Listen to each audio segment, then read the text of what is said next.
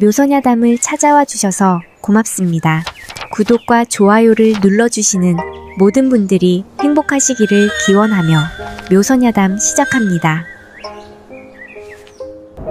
서방님, 그래도 한때 당신의 아내였던 사람인데 이 추운 겨울날 길바닥에서 죽으라는 것입니까? 해수가 마지막 힘을 다해 외쳤을 때 문틈으로 들려온 김진사의 대답은 가히 충격적이었습니다.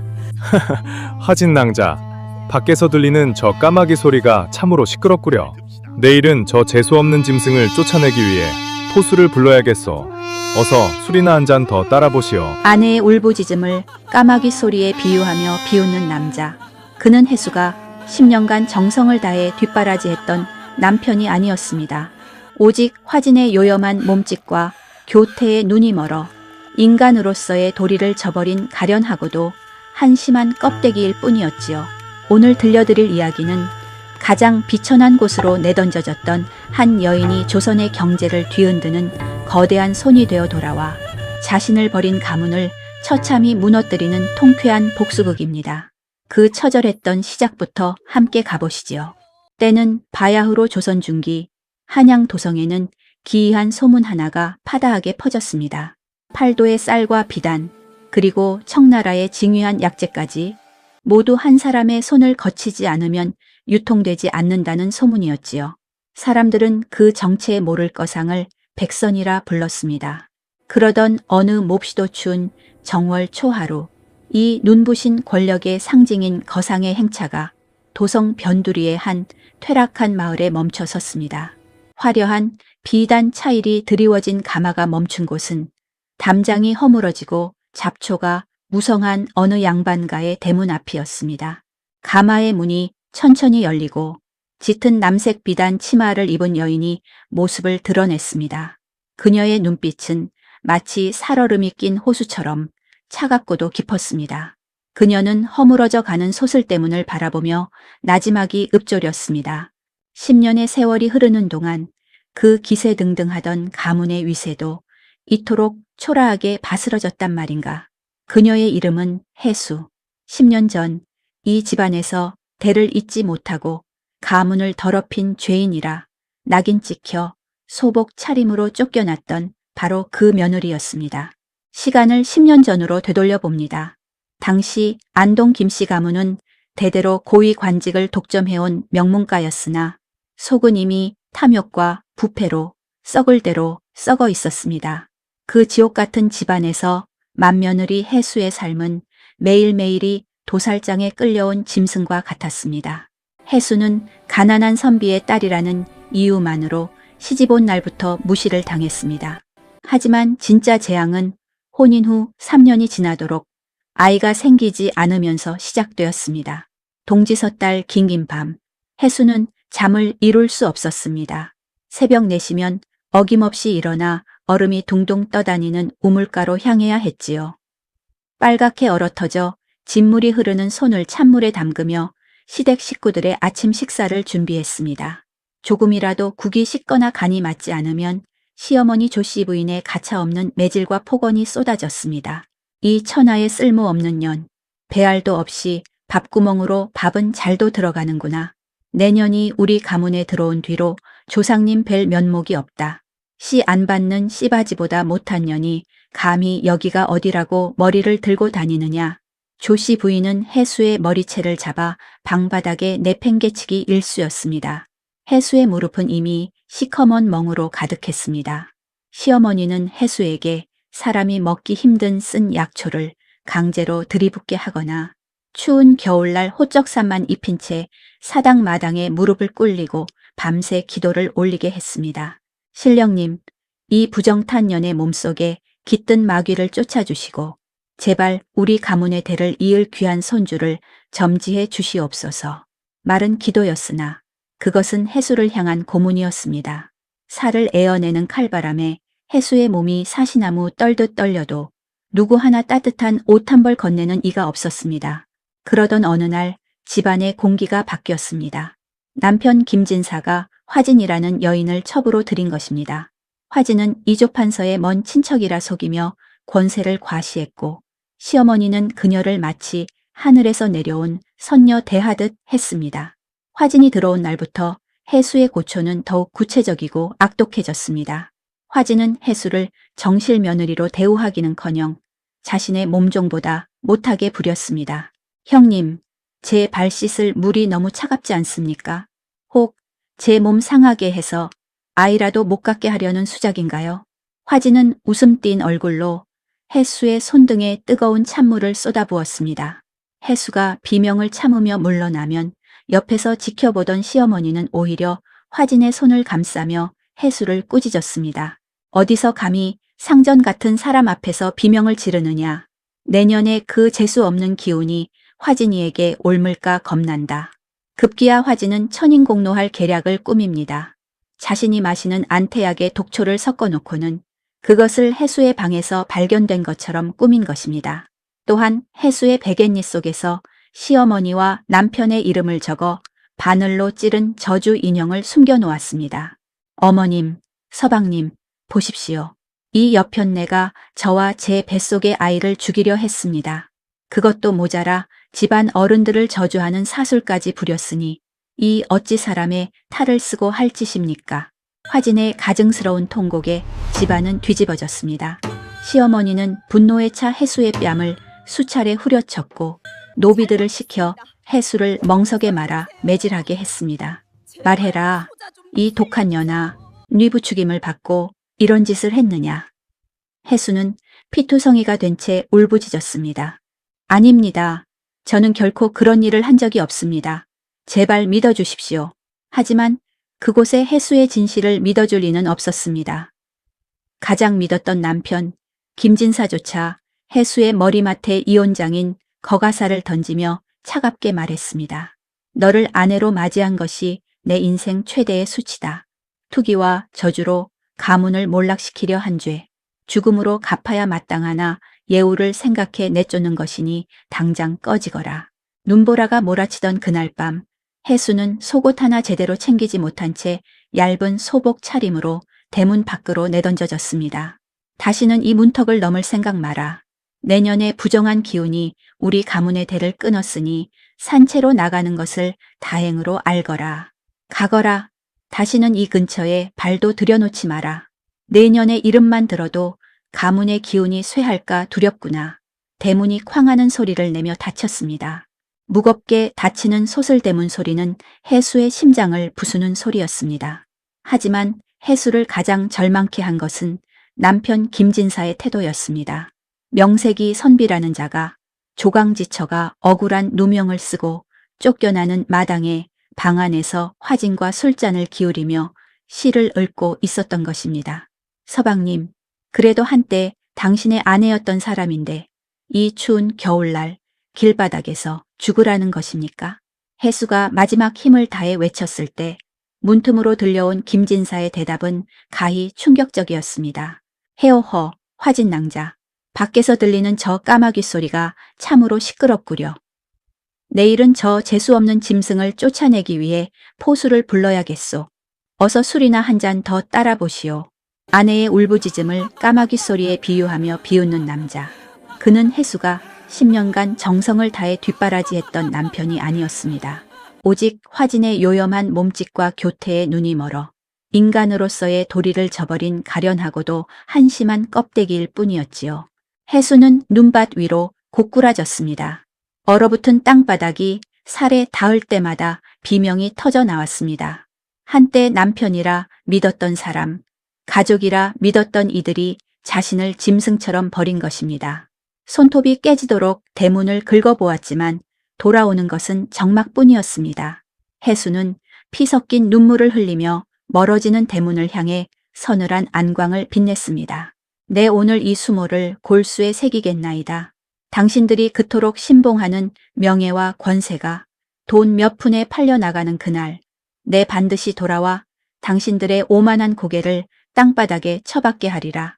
그때는 죽고 싶어도 죽지 못하는 지옥이 무엇인지 똑똑히 보여주마. 이것이 조선 최고의 거상, 백선 해수의 전설이 시작되는 서막이었습니다. 해수는 그날 밤 죽음을 결심했습니다. 하지만 차가운 강물에 몸을 던지려던 순간 그녀의 뇌리를 스치는 목소리가 있었습니다. 내년의 이름만 들어도 가문의 기운이 쇠할까 두렵구나 라는 시어머니의 조소와 재수없는 까마귀 소리라며 비웃던 남편의 얼굴이었지요. 내가 죽으면 저들은 웃을 것이다. 내가 사라지면 저들은 승리했다고 자축하며 비단 이불 속에서 잠들 것이다. 아니, 나는 죽을 수 없다. 아니, 죽어서는 안 된다. 그때였습니다. 눈 속에 쓰러진 해수를 발견한 그림자가 있었으니 바로 한강 나루터에서 은퇴한 거상 정노인이었습니다. 정노인은 한눈에 알아봤습니다. 해수의 눈 속에 서린 것이 단순한 원망이 아니라 세상을 뒤엎을 만한 거대한 도끼라는 것을 말입니다. 정노인은 해수를 자신의 거처로 데려가 따뜻한 미음 한 그릇을 내밀었습니다. 살고 싶으냐? 아니면 죽지 못해 사느냐? 정노인의 물음에 해수는 미음 그릇을 집어 던지며 대답했습니다. 돈을 벌고 싶습니다. 세상의 모든 금전을 제 발밑에 두고 저를 버린 자들이 돈 몇 푼에 목숨을 구걸하게 만들고 싶습니다. 그럴 수만 있다면 제 영혼이라도 팔겠나이다. 정노인은 조용히 웃으며 해수의 앞에 주판과 저울을 내려놓았습니다. 사대부의 예법은 잊어라. 이제 너는 백선이다. 이 저울추가 너의 양심이요. 이 주판알이 너의 칼날이 될 것이다. 그날 이후 해수는 죽었습니다. 대신 자비도 눈물도 없는 장사꾼 백선이 태어났습니다. 해수가 피눈물을 흘리며 상수를 익히는 동안 안동 김씨 가문의 김진사는 참으로 가관인 행태를 보이고 있었습니다. 그는 자신이 명문가 자제라는 근거 없는 자부심에 빠져 집안이 기울어가는 줄도 모르고 허세를 부렸지요. 화진낭자, 내 이번에 한양에서 가장 비싼 향료를 구해왔소. 낭자의 고운 피부에는 이 정도는 돼야 어울리지 않겠소? 김진사는 화진의 환심을 사기 위해 가문의 옥답을 하나둘씩 팔아치웠습니다. 글공부는 뒷전이고 매일같이 기생집을 드나들며 화진과 어울릴 만한 값비싼 폐물과 비단을 사들였습니다.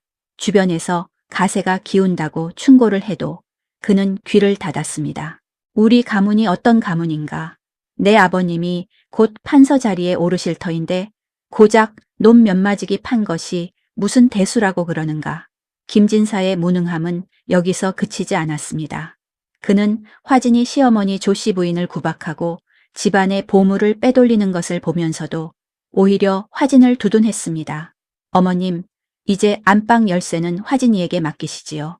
요즘 유행하는 비단과 폐물은 젊은 화진이가 더 잘 압니다. 어머님은 그저 뒷뜰에서 연불이나 외우시는 게 편치 않겠습니까?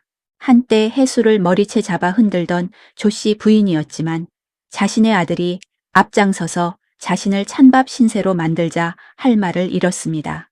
김진사는 그렇게 제 손으로 가문의 기둥을 갉아먹는 줄도 모르고 화진의 치맛자락 밑에서 태평성대를 노래하고 있었던 것입니다. 해수는 정노인 밑에서 3년을 견뎠습니다. 남장을 하고 소금배를 타며 거친 뱃사람들과 싸우기도 했고 흉년이 들었을 때 곡물을 매집하여 큰 이익을 남기기도 했습니다. 그녀는 철저히 자신을 숨겼습니다.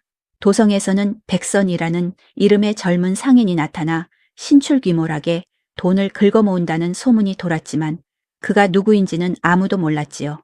해수는 정노인에게 물었습니다. 어르신, 이제 때가 되었습니까? 정노인은 해수의 거칠어진 손을 보며 고개를 끄덕였습니다. 돈은 준비되었다. 하지만 복수는 돈으로만 하는 것이 아니야. 그들의 욕망이 그들을 파멸시키게 해야 한다. 이제 가서 그들이 가장 사랑하는 것을 가장 비참하게 빼앗아 오너라. 해수는 차가운 미소를 지었습니다. 10년 전 자신을 내던졌던 그 소슬대문. 이제 그 문을 다시 열 때는 며느리가 아닌 주인으로 서게 될 것임을 그녀는 확신했습니다. 나락으로 떨어졌던 해수의 도끼가 이제 한양 땅을 뒤덮기 시작했습니다. 과연 그녀의 첫 번째 비수는 누구를 향하게 될까요? 해수가 정노인 밑에서 조선의 돈줄을 움켜쥐고 있을 때 김진사는 참으로 가관인 세월을 보내고 있었습니다. 그는 아내 해수를 쫓아낸 뒤 새로 맞이한 화진의 치맛자락에 쌓여 세상 물정 모르는 한량으로 전락했지요. 김진사는 본래 나약한 심성을 허세로 포장하는 자였습니다. 해수가 미리 매수해둔 장사꾼들은 그 점을 집요하게 파고들었습니다. 이보게, 김진사, 오늘 투전판 분위기가 아주 좋네. 자네의 그 용한 손재주라면 잃은 돈을 단숨에 복구하고도 남을 걸세. 그는 자신이 명문가 자제라는 알량한 자존심을 세우려 도박에 손을 대기 시작했습니다. 처음에는 해수의 지시를 받은 타짜들이 일부러 돈을 잃어주며 그를 천재 도박사라 치켜세웠지요. 우쭐해진 김진사는 급기야 제정신이라면 감히 상상도 못할 짓을 저지르기 시작했습니다.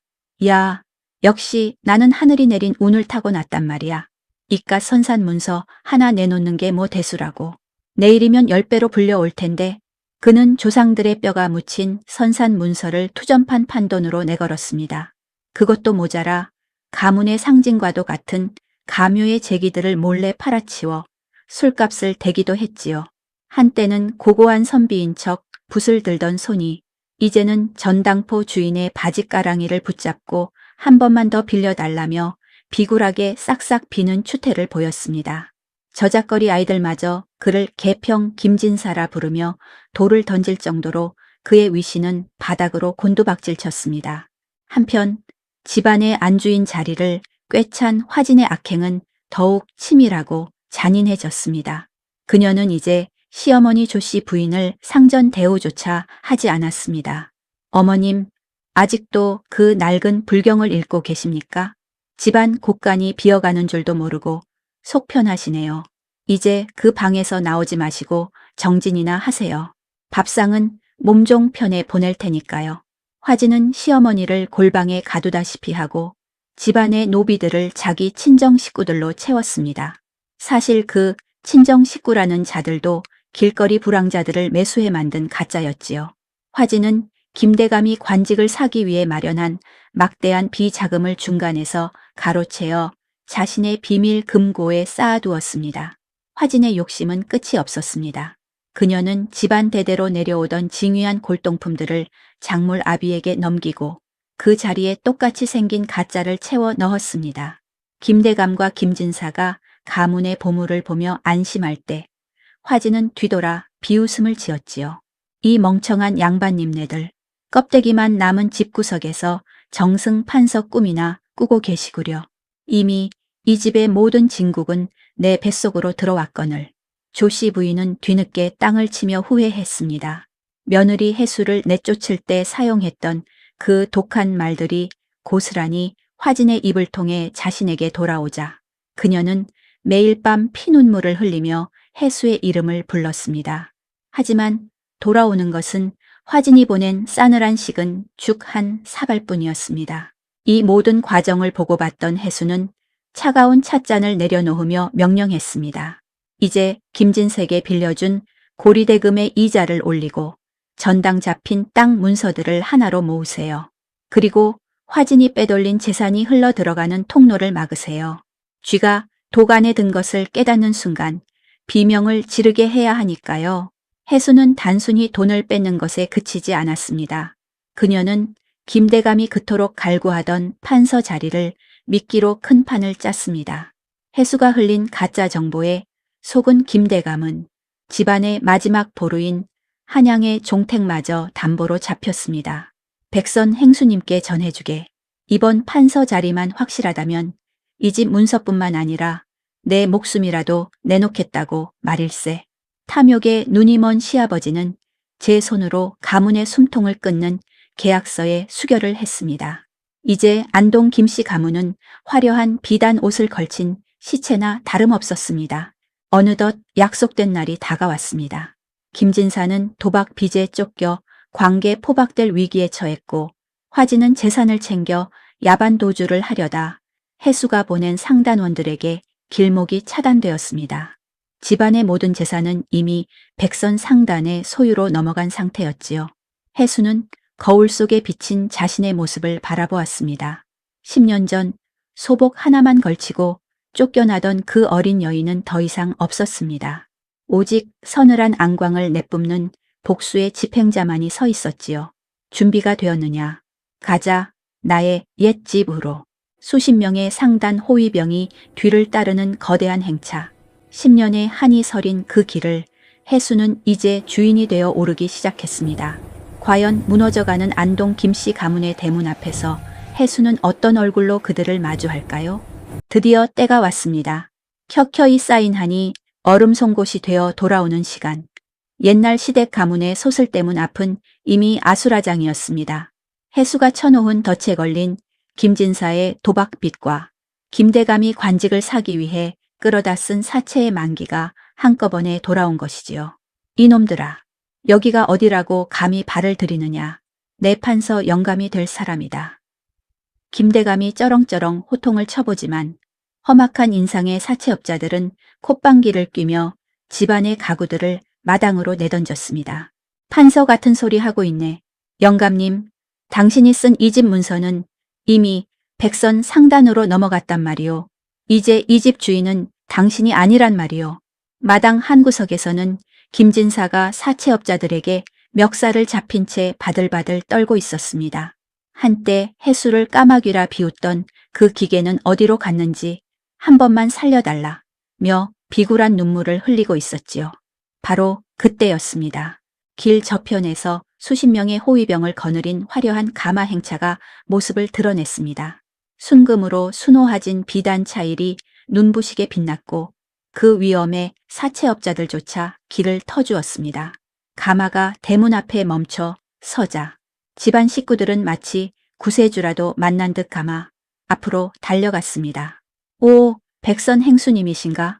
행수님, 제발 저 무지몽매한 것들을 좀 쫓아내 주시오.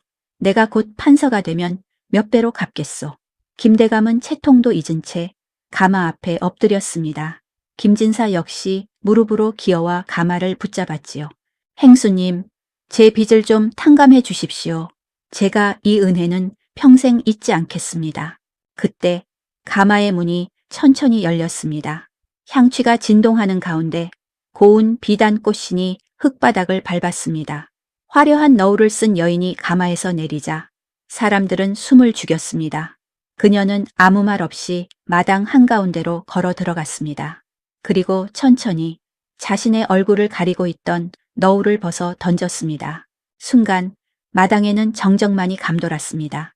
김대감의 입이 떡 벌어졌고 김진사는 마치 귀신이라도 본 듯 바닥에 주저앉았습니다. 해수?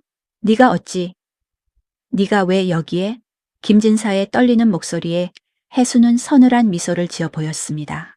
십수년 전 눈보라 속으로 내던져졌던 그 가련한 여인의 얼굴이었지만 그 눈빛은 감히 쳐다볼 수도 없을 만큼 강렬한 위엄을 뿜어내고 있었습니다. 서방님, 아니 김진사, 10년 만에 뵙는군요. 저를 재수 없는 까마귀라 부르시더니 이제는 제 발밑에서 목숨을 구걸하시는 모양새가 참으로 가관입니다. 해수의 목소리는 낮고 단단했습니다. 김대감이 정신을 차리고 소리를 질렀습니다. 인연, 네가 감히 여기가 어디라고 나타나느냐. 당장 이 부정한 년을 끌어내지 않고 무엇하느냐. 하지만 해수의 뒤를 지키는 상단 호위병들의 칼날이 번뜩이자 김대감은 움츠러들었습니다. 해수는 품 안에서 두꺼운 문서 꾸러미를 꺼내 그들의 발 앞에 던졌습니다. 영감님, 이 문서를 보십시오. 당신이 판서 자리를 사기 위해 빌린 돈, 당신 아들이 투전판에서 탕진한 돈, 그리고 이 집의 집문서와 선산 문서까지 모두 제 손에 있습니다. 이제 이 집의 주인은 당신들이 아니라 바로 저 해수입니다. 그때 안채에서 이 상황을 지켜보던 화진이 짐 꾸러미를 들고 몰래 빠져나가려다 상단원들에게 붙잡혀 마당으로 끌려왔습니다. 이거 놓으세요. 나는 이 집의 정실 부인이요. 감히 어디에 손을 대느냐. 화진이 악을 쓰자 해수가 그녀의 앞으로 다가갔습니다. 그리고 화진의 품에서 떨어진 작은 상자를 발로 차버렸습니다. 상자가 열리며 김대감이 그토록 찾던 가문의 보물들과 금괴들이 쏟아져 나왔습니다. 정실부인이라 환부역조, 조상을 바꾸고 아비를 속여 명문가 흉내를 낸 가짜가 참으로 당당하군요. 영감님 보십시오. 당신이 금지옥엽 아끼던 새 며느리는 당신의 고혈을 빨아 도망치려던 도둑년일 뿐입니다. 해수는 미리 조사해둔 화진의 가짜 신분과 그녀가 중간에서 가로챈 뇌물 장부를 사람들 앞에서 낱낱이 공개했습니다. 화진아, 네가 빼돌린 그 금괴들은 이미 내가 바꿔치기한 납덩어리들이다. 네가 도망칠 길은 이미 관가에 신고되어 막혀 있으니 이제 네 죄를 달게 받거라. 화진은 얼굴이 하얗게 질려 바닥에 쓰러졌습니다. 시어머니 조씨, 부인 역시 골방에서 기어나와 이 광경을 보며 실성한 듯 웃음을 터뜨렸습니다. 아이고, 내 팔자야. 가짜 며느리에게 속아 진짜 복덩이를 내쫓았으니 이게 무슨 조상의 저주란 말이냐. 해수는 처참하게 무너진 시댁 식구들을 내려다보았습니다. 김진사가 그녀의 치맛자락을 붙잡으며 애원했습니다. 해수야, 내 잘못했다. 내가 눈이 멀어 그랬으니 한 번만 용서해다오. 네가 주인이라니 나를 예전처럼 서방님으로 모시고 살면 되지 않겠느냐. 우리가 다시 시작하면 그 비굴한 말에 해수는 경멸 어린 눈빛으로 김진사의 손을 뿌리쳤습니다. 서방님, 착각하지 마십시오. 저는 당신들을 용서하러 온 것이 아닙니다. 당신들이 제게 주었던 그 추위와 배고픔, 그리고 모멸감을 이 집에 흙먼지 하나하나까지 다 돌려주러 온 것입니다. 해수는 차인들에게 명령했습니다. 당장 이들을 문 밖으로 내쳐라. 10년 전 내가 나갔던 그 모습 그대로 속옷 한 장 남기지 말고 내쫓아라. 그리고 이 집은 오늘부로 헐어버릴 것이다. 부정한 자들이 살던 터를 깨끗이 씻어내고 가난한 백성들을 위한 의원을 지을 것이니라. 사채업자들과 상단원들이 김대감 식구들을 대문 밖으로 끌어냈습니다. 김대감은 뒷목을 잡고 쓰러졌고 김진사는 길바닥에서 통곡을 했습니다. 화진은 관아 포졸들에게 끌려가며 비명을 질렀지요. 해수는 홀로 텅 빈 마당에 서서 하늘을 올려다보았습니다. 10년 전 자신을 적시던 그 차가운 눈송이가 이제는 축복처럼 그녀의 어깨 위로 내려앉고 있었습니다. 권세는 뜬구름과 같고 탐욕은 자신을 태우는 불길과 같습니다. 10년의 세월을 돌아 제 자리를 찾은 해수. 그녀가 되찾은 것은 집 문서가 아니라 짓밟혔던 여인의 존엄이었습니다. 세상만사 사옹지 말하더니 떵떵거리던 양반가는 오늘의 거지가 되고 어제의 소방 맞은 여인이 오늘의 상전이 되는 법인가 봅니다. 안동김 씨 가문의 거창한 소슬 때문이 헐리고 그 자리에 백성들을 위한 의원이 들어서던 날 도성 사람들은 고소하다는 듯 박장대소를 터뜨렸지요. 자, 이제 그 오만방자하던 이들이 어떤 끝을 맞이했는지 그리고 우리의 해수는 어떤 삶을 살아가고 있는지 그 마지막 이야기를 들려드리겠습니다. 한양 도성 변두리의 한 허름한 주막거리. 이곳에는 요즘 새로운 볼거리가 하나 생겼습니다. 한때 양반입네 하며 뒷짐지고 헛기침이나 하던 김진사가 이제는 주막 평상에 앉아 밥 한 술을 얻어먹기 위해 재롱을 부리는 광경이지요. 이보게 주모, 내 오늘 기가 막힌 시 한 술을 읊어줄 테니 저기 남은 국밥 찌꺼기라도 좀 주면 안 되겠나? 꾀제제한 도포 짜락에 가끔마저 끊어진 김진사가 애걸복걸하자 주모는 국자를 휘두르며 핀잔을 줍니다. 아이고, 김씨 양반, 씨는 무슨 얼어 죽을 놈의 시오. 저기 장작이나 좀 패시오. 아니면 지난번에 당신이 까마귀 소리라며 비웃던 그 소리라도 흉내 내보던가. 그러면 내 특별히 깍두기 하나 더 얹어주리다. 김진사는 얼굴이 화끈거렸지만 뱃속에서 나는 꼬르륵 소리에는 장사가 없었습니다. 그는 결국 남들이 다 보는 앞에서 깍깍 하고 까마귀 울음소리를 내며 주막 마당을 기어다녔지요. 10년 전 자신의 아내였던 해수의 절규를 까마귀 소리라 비웃던 그 입으로 이제는 목숨을 부지하기 위해 스스로 까마귀가 된 것입니다. 이를 지켜보던 사람들은 인과응보가 따로 없다며 껄껄 웃어댔습니다. 한편 시아버지였던 김대감은 화병으로 몸져 누워 시장 바닥에서 가마니를 덮고 누운 신세가 되었고 시어머니 조씨 부인은 자신이 구박하던 종들보다 못한 처지가 되어 길거리에서 나무를 팔며 연명했습니다. 그녀는 가끔 화려한 가마가 지나갈 때마다 저게 내 며느리 가마인데 라고 소리를 질렀지만 돌아오는 것은 미친 노파가 또 헛소리를 한다는 장꾼들의 매정한 손짓뿐이었지요. 그렇다면 그 악독했던 화진은 어찌 되었을까요? 그녀는 관아로 압송되어 그간의 사기 행각과 재산 은닉, 죄가 낱낱이 밝혀졌습니다. 이조판서의 친척이라는 배경은커녕 사실 그녀는 지방관청의 노비 출신으로 도망쳐 나온 신부님이 드러났지요. 살려주십시오. 저는 그저 잘 살아보고 싶었을 뿐입니다. 화진은 형틀에 묶여 울부짖었지만 사또의 호통은 준엄했습니다. 내 인연, 남의 가정을 파탄내고 남의 재산을 제 것인 양 휘둘렀으니 그 죄가 하늘을 찌른다. 너는 평생 관비로 살며 네가 지은 죄를 씻도록 하라. 결국 화진은 가장 험하기로 소문난 북쪽 변방의 관비로 보내졌습니다. 비단옷 대신 거친 삼벗을 입고 평생토록 차가운 관가 마당을 쓸며 자신의 탐욕이 만들어낸 지옥에서 살아가게 된 것입니다. 반면 우리의 해수는 이제 백선이라는 이름보다 조선의 어머니라는 칭송으로 더 자주 불리게 되었습니다. 그녀는 자신의 시댁이 있던 터에 지은 의원에서 가난한 병자들을 돌보고 부모 없는 아이들을 위해 서당을 세웠습니다. 어느 눈부시게 맑은 봄날, 해수는 스승인 정노인을 모시고 자신이 세운 서당의 툇마루에 앉았습니다. 해수야, 이제 네 마음속의 응어리는 다 풀렸느냐? 정노인의 물음에 해수는 평온하게 웃으며 마당에서 뛰노는 아이들을 바라보았습니다. 어르신, 처음 복수를 결심했을 때는 그들을 죽음보다 더한 고통에 빠뜨리는 것만이 제 삶의 이유였습니다.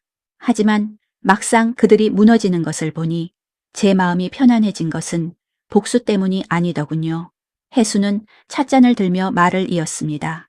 그들에게 빼앗겼던 제 시간과 자존심을 제 스스로 되찾았다는 사실, 그리고 이제는 누구의 며느리도 누구의 아내도 아닌 해수라는 이름으로 누군가에게 도움을 줄 수 있다는 사실, 그것이 진정한 승리임을 깨달았습니다. 정노인은 인자하게 웃으며 해수의 어깨를 토닥였습니다. 장하다. 돈은 사람의 욕망을 채워주지만 덕은 사람의 영혼을 채워주는 법이지. 너는 이제 조선에서 가장 큰 부자일 뿐만 아니라 가장 큰 마음을 가진 사람이 되었구나. 세월이 흘러도 사람들은 백선 해수의 이야기를 전설처럼 속삭였습니다. 엄동설 안에 버려진 매화가 기어이 꽃을 피워 세상을 향기로 채우듯 고난 속에서도 자신을 잃지 않고 일어선 여인의 이야기는 고단한 삶을 사는 백성들에게 큰 위로가 되었습니다. 반면 탐욕에 눈이 멀어 소중한 인연을 버렸던 안동 김씨 가문의 몰락은 후대 사람들에게 엄중한 경고를 남겼지요. 사람 대접을 받으려거든 사람의 도리부터 하라는 지극히 평범하고도 무거운 진리 말입니다. 시청자 여러분, 오늘 묘선야담이 준비한 이야기는 여기까지입니다. 혹시 지금 눈앞의 시련이 너무나 가혹하여 포기하고 싶은 분이 계신가요? 해수가 그랬던 것처럼 여러분의 가슴 속에도 시련을 이겨낼 단단한 씨앗이 있음을 잊지 마십시오. 오늘 내린 차가운 눈은 장차 여러분이 피워낼 꽃을 더욱 향기롭게 만들어줄 밑거름이 될 것입니다. 남을 해치려 파놓은 구덩이는 결국 제 무덤이 되고 남을 돕기 위해 내민 손은 결국 자신의 복이 되어 돌아오는 법입니다. 여러분의 하루도 해수의 미소처럼 당당하고 향기롭기를 기원합니다. 구독과 좋아요는 다음 이야기를 이어가는 큰 힘이 됩니다. 지금까지 묘선야담이었습니다. 감사합니다.